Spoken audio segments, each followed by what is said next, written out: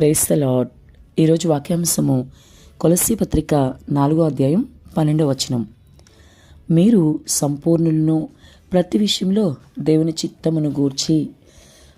Amen. ప్రభు ఈ వాక్య భాగం నుండి ఈరోజు మనతో ఏం మాట్లాడుతున్నారో చూద్దాం. అపుస్తలుడైన పౌలు కొలస్సీ సంఘానికి రాస్తూ సంపూర్ణంగా ఉండాలి, ప్రతి విషయంలో దేవుని చిత్తం ఏంటో తెలుసుకోవాలి అని చెప్తూ ఉన్నారు. నిజమే, ఇది చాలా మంచిదైన విషయం. ప్రభు సంపూర్ణుడు కదా, కాబట్టి మరి సహోదరి సహోదరుడా, నీవు కూడా సంపూర్ణంగానే ఉండాలి. సంపూర్ణతలో ఉన్నావో లేవో ఆలోచించుకో.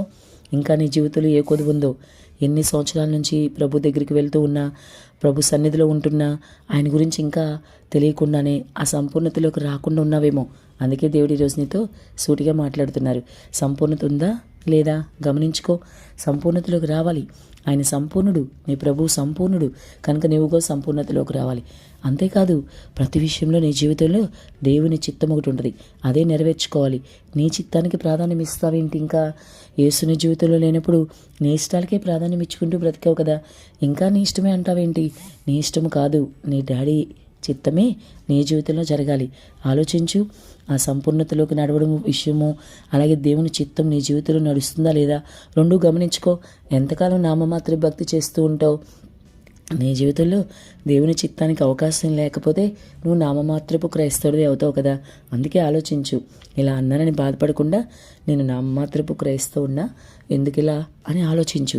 అప్పుడు నీ జీవితంలో నీ ఇష్టాన్ని వదిలిపెట్టి ప్రభు ఇష్టానికి ప్రాధాన్యత ఇస్తావు. ప్రతి విషయంలో కూడా ఆయనకు అప్పుచెప్పు. అది ఉద్యోగమా, వివాహమా, వ్యాపారమా, ఏదైనా సరే నీ ఇష్టానుసారంగా నువ్వు వెళ్తే, నీ చిత్తానికి నువ్వు ప్రాధాన్యత ఇస్తే అంతా నష్టమే నీకు. కాబట్టి ఇప్పటి వరకు అలా నష్టపోయి ఉండొచ్చు కదా నువ్వు. ఇక మీదటైనా ఈ వాక్యం నీ వద్దకు వస్తుంటే ప్రభు నీతో మాట్లాడుతున్నారు. ఈ సమయంలో మార్పు తెచ్చుకో. ఇప్పటి నుంచి నీ ఇష్టాన్ని పక్కన పెట్టి కనిపెట్టి ప్రార్థించు.